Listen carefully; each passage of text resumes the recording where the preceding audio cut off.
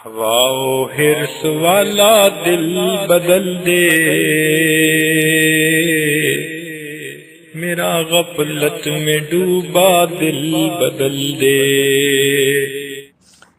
حضرت فرماتے ہیں زندگی کی ترتیب یہ ہے بچے کی کہ 9 سال کی عمر تک بچہ باپ کا غلام رہتا ہے، جیسے باپ اٹھائے گا اٹھے گا، بٹھائے گا بیٹھے گا، چلائے گا چلے گا، جو کہے گا وہ مانے گا۔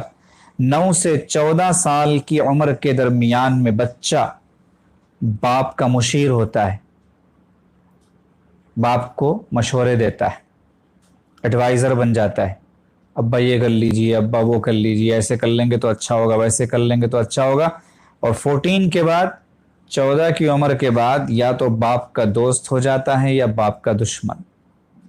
اب یہ باپ پر منحصر ہے کہ وہ اپنے بچے کو کیا بننا ہے۔ تو یہ بچے تھوڑے عرصے کے لیے والدین کے پاس غلام کی مانند ہوتے ہیں، اس لیے جب تک غلامی کی عمر میں چل رہے ہیں آپ ان کی بہترین تربیت کیجئے، کیونکہ اس غلامی کی عمر سے اگر وہ آگے بڑھ جائیں گے تو پھر ان کی تربیت مصیبت بن جائے گی، نہیں ہو پائے گی۔ بچوں کو نمونہ بن کر دکھانا پڑتا ہے، پہلے آرڈر دینے سے کام نہیں چلتا۔ ان کے لیے ظاہری اعتبار سے اپنے کو رول ماڈل بنائیں۔ آپ نماز پڑھیں گے بچہ خود بخود آپ کو دیکھ کر پڑھے گا، آپ دوسروں کو سلام کریں گے بچہ سن سن کے خود ہی سلام کرنے والا بنے گا، آپ خود ہی تلاوت کریں گے بچہ آپ کے بازو بیٹھ کے ایسے ہی آؤں گاؤں کرے گا لیکن نقل کرے گا تلاوت کرنے کی۔ تو رول ماڈل پہلے بنے، اور ساتھ مصلی بچھا کے اللہ کے سامنے گڑ گڑا کے دعائیں مانگیں۔ ماں باپ کی دعائیں اولاد کے حق میں ضرور قبول ہوتی ہیں۔ یہ کیسے ہو سکتا ہے کہ باپ نماز پڑھے اور بچہ نہ پڑھے؟ اور یہ بھی کیسے ہو سکتا ہے کہ بچہ اس کو جو ہے زبردستی کر کے مسجد کو بھیجا جائے اور باپ خود نہ جائے، باپ خود نماز نہ پڑھے؟ کیسے اثر پڑے گا؟ یہ کیسے ہو سکتا ہے کہ ماں شوہر سے جھوٹ بولے اور بچہ وہ سنے اور وہ سچ بولے؟ یہ کیسے ہو سکتا ہے؟ اس کو تو پتا ہے کہ امی جھوٹ بول رہی ہے، تو بچہ بعد میں وہی کہے گا جو ماں نے اپنے شوہر سے کہا ہے، بیوی نے اپنے شوہر سے کہا ہے۔ تو بچوں کو کہنے کی ضرورت نہیں ہوتی، آرڈر دینے کی، ان کے سامنے لیکچر دینے کی۔ آپ کر کے دکھائیے وہ کریں گے۔ ان کو نمونہ چاہیے، سیمپل چاہیے، ماڈل چاہیے۔ جیسے ٹریننگ دیا ہوا جانور جو ہے، جیسے اس کو ٹریننگ دی جاتی ہے ویسے خاموش چلتا ہے، ایسے ہی بچے کو اپنے حال سے، اپنی چال سے ٹریننگ دیجیے۔ یہ ماں باپ کے ذمے ہے۔ آج معاملہ عجیب ہے، ماں کہتی ہے میں چاہے جیسی بھی ہوں بچہ اچھا نکل جائے، باپ کہتا ہے میں چاہے جیسا بھی ہوں بچہ اچھا نکل جائے۔ ایسے کیسے ہو سکتا ہے؟ جیسا سانچا ویسی اینٹ، یہ یاد رکھنا چاہیے۔ بچے تو وہی کرتے ہیں جو والدین کرتے ہیں، کہ بچے ہمیشہ اپنے ماں باپ کی نقل کیا کرتے ہیں۔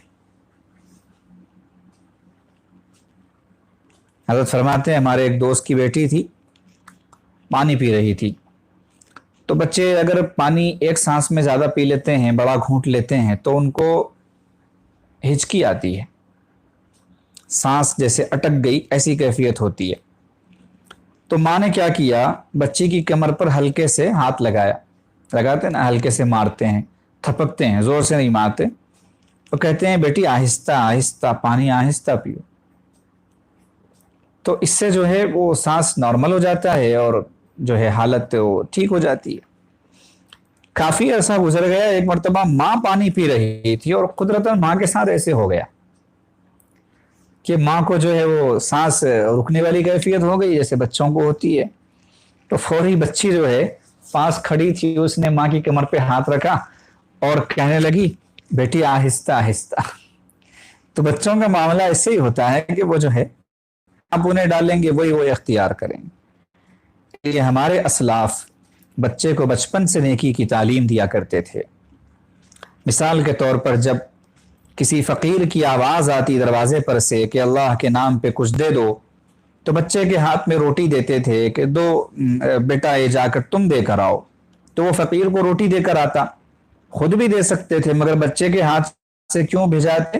تاکہ بچے کو دینے کی عادت پڑے، مانگنے کی عادت نہ پڑے۔ اسی طرح چاہیے، ورنہ اگر بچے کو یہ عادت نہیں دیں گے اور نہیں سکھائیں گے، یہ تربیت نہیں دیں گے، تو وہ بچہ بخیل بن جائے گا، دوسروں کو کچھ دے گا ہی نہیں، بس خود کو کھانے کی ایسی پڑی ہوگی کہ وہ بخیل بنتا چلا جائے گا۔ تو اس طرح بچوں کو پیسے دینے چاہیے کہ وہ فقیروں کو دیں، محتاجوں کو دیں، کھانا ان کے ہاتھ سے بھجوانا چاہیے۔ تو اسلاف ایسے تربیت کیا کرتے تھے۔